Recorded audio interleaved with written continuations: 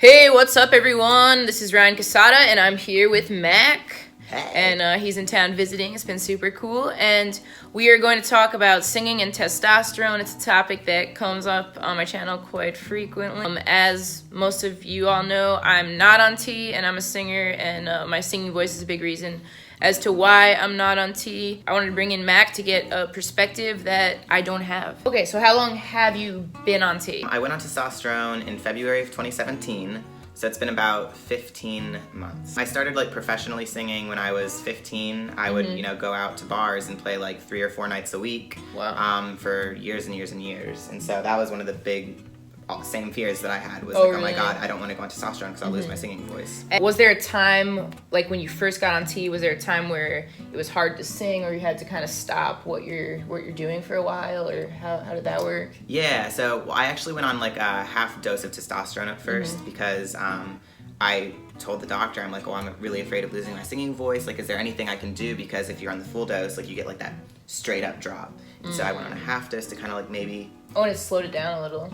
Yeah, so my changes happened a little bit slower, and my voice dropped a little bit slower than a lot of people's did.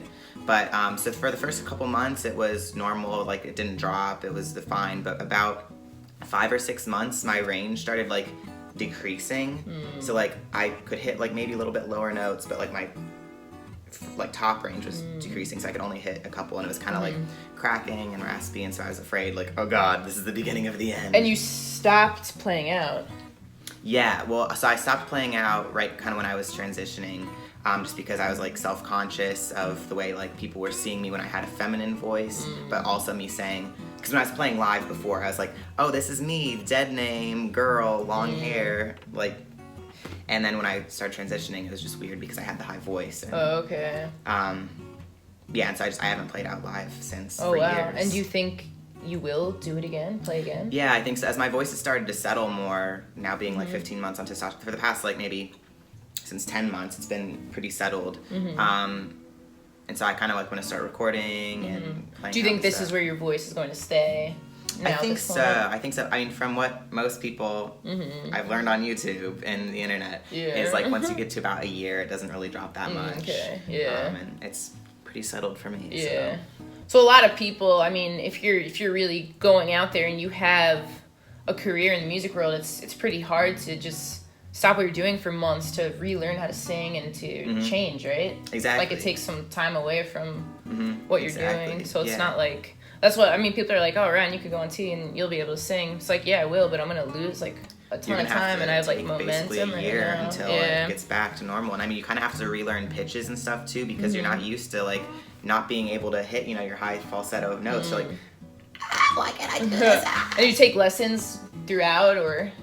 I didn't take I took vocal lessons all growing up, and so I did basically self-vocal lessons. I did vocal exercises every and you single did that day. the whole time so that you could maintain. Really? Yeah. That's good. So,